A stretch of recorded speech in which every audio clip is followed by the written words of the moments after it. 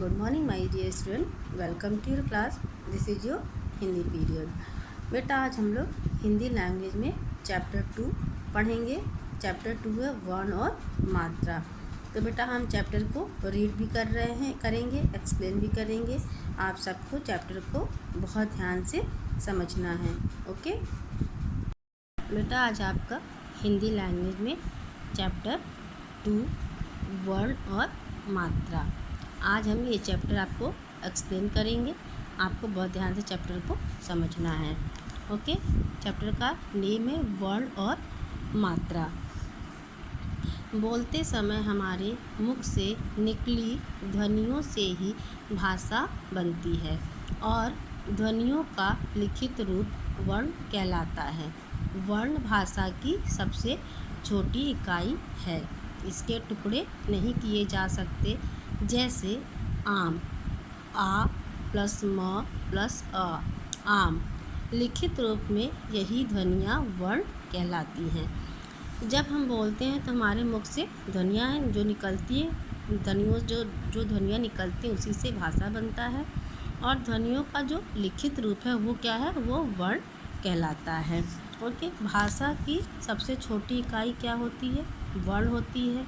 उसके टुकड़े नहीं किए जा सकते हैं.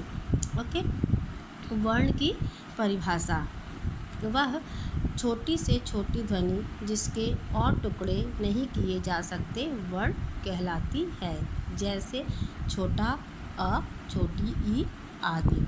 वर्ण की परिभाषा क्या है, वह छोटी से छोटी ध्वनि जिसके टुकड़े नहीं किए जा सकते वो क्या कहलाती है, वर्ण कहलाती है. वर्ण के प्रकार. वर्ण के प्रकार कितने होते हैं, वर्ण के 2 प्रकार होते हैं, स्वर और व्यंजन. आप सेकंड क्लास में स्वर व्यंजन पढ़ा भी होगा. स्वर क्या है, जिन वर्णों का उच्चारण किसी दूसरे वर्ण की सहायता के बिना होता है स्वर कहलाता है.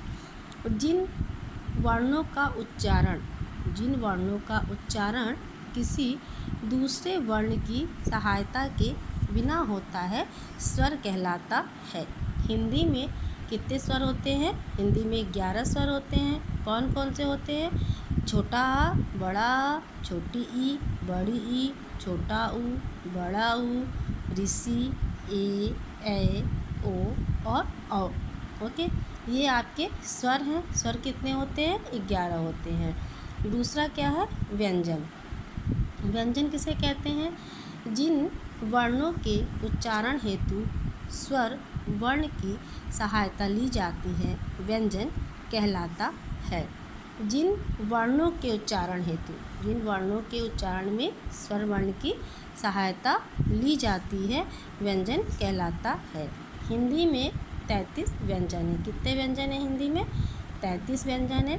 कौन कौन से, क, ख, ग, घ, अंग, च, छ, ज, झ, ञ, ट, ठ, ड, ढ, अड़, त, थ, द, ध, न, प, फ, ब, भ, म, य, र, ल, व, श, शलगम वाला श, षटकोण वाला स, सपेरा वाला स और ह. ओके तो ये बेटा आपके 11 स्वर हो गए और 33 व्यंजन हो गए. स्वर कौन कौन से, छोटा छोटी बड़ी है और व्यंजन क ख ग घ. ओके इसके अलावा 4 संयुक्त व्यंजन भी होते हैं. संयुक्त व्यंजन कौन कौन से होते हैं, छ, त्र, ज्ञ और श.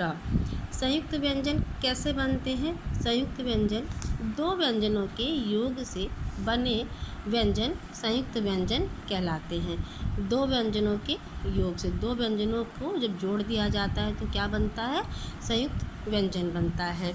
संयुक्त व्यंजनों की कुल संख्या कितनी होती हैं, 4 होती हैं. कौन कौन से, छ, त्र, ज्ञ और श्र.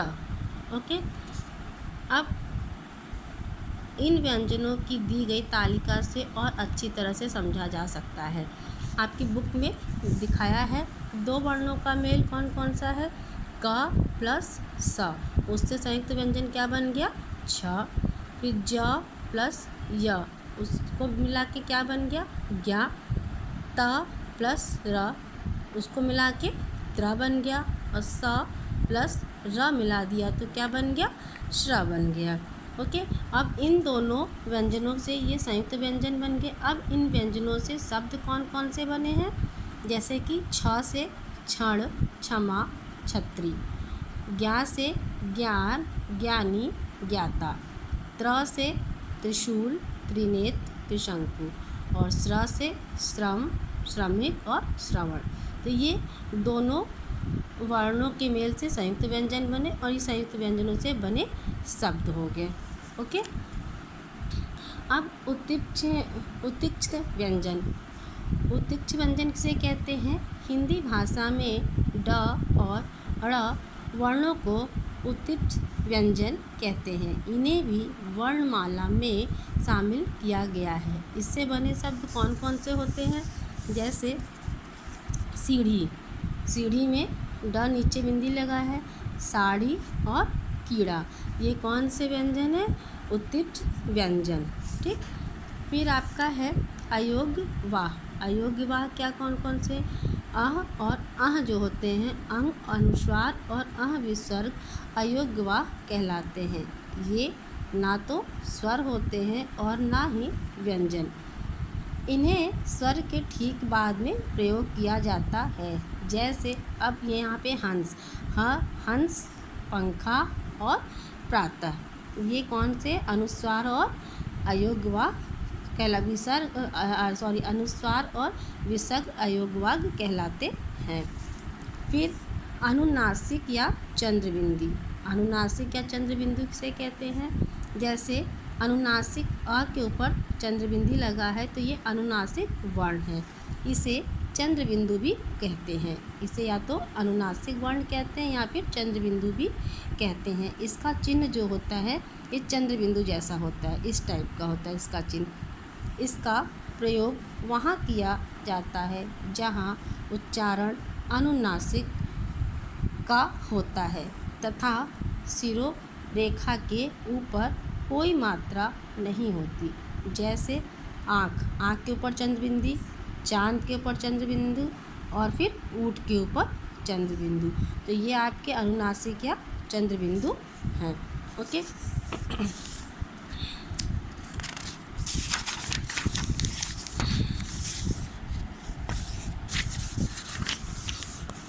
मात्राएं। मात्राएं किसे कहते हैं, शब्द बनाते समय व्यंजन के साथ स्वरों का जो चिन्ह लगाया जाता है उसे मात्रा कहते हैं।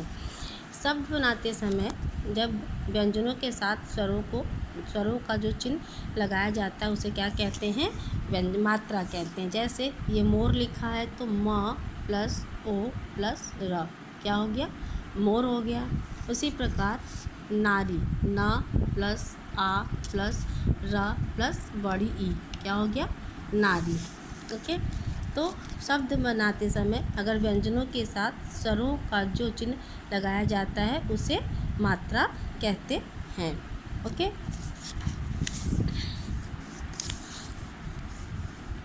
उपयुक्त शब्द में जो रंगीन चिन्ह जुड़ा है उसे ही मात्रा कहते हैं। जैसे आपकी बुक में दिया हुआ है, एक तरफ ये स्वर लिखा हुआ है और एक तरफ ये मात्रा लिखी हुई है और दूसरी तरफ उससे बने शब्द लिखे हुए हैं। जैसे कि छोटा हो के कोई मात्रा नहीं होती, उससे कौन कौन से शब्द बने हैं, नल, घर और कल। छोटा की कोई मात्रा नहीं होती। बड़ा आ की मात्रा क्या है, ये एक डंडा हो गया तो ये हो गया बड़ा आ की मात्रा। इससे कौन कौन से शब्द बने हैं, ताल, चना, हरा। उसी प्रकार छोटी ई, बड़ी ई, छोटा ऊ, बड़ा ऊ, इसी, ए ओ, उसकी ये मात्राएं हैं और उनसे बने ये सारे शब्द हैं। ओके, इनके अतिरिक्त र व्यंजन का प्रयोग इन चिन्हों के रूप में भी किया जाता है। ये सारे जो आप चिन्ह देख रहे हैं ये इनका प्रयोग र के रूप में भी किया जाता है। जैसे स्त्री, जो हम लोग आयरन जिसे कहते हैं, प्रेस जिसे बोलते हैं, ये इनमें स्त्री। दूसरा आपका है पर्वत, ऊपर र दिया हुआ है। तीसरा आपका है ट्रक, नीचे ट में ऐसे मात्रा बना तो ये क्या हो गया ट्रक। तो ये जो चिन्ह दिए हैं ये र के रूप में भी इनका प्रयोग किया जाता है। ओके। र व्यंजन के साथ छोटा ऊ तथा बड़ा ऊ की मात्रा लिखते समय इनका रूप इस प्रकार परिवर्तित हो जाता है। र व्यंजन के साथ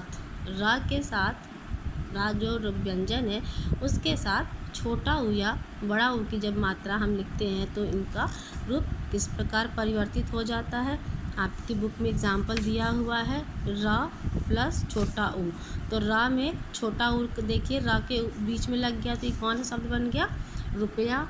उसी प्रकार यहाँ पे देखिए रुई, रूप और रूपक, ये क्या लगे हैं, छोटा ऊ लग गया है। तो ये इससे र में छोटा ऊ लगने से ये शब्द बन गए रुई, रूप और रूपक।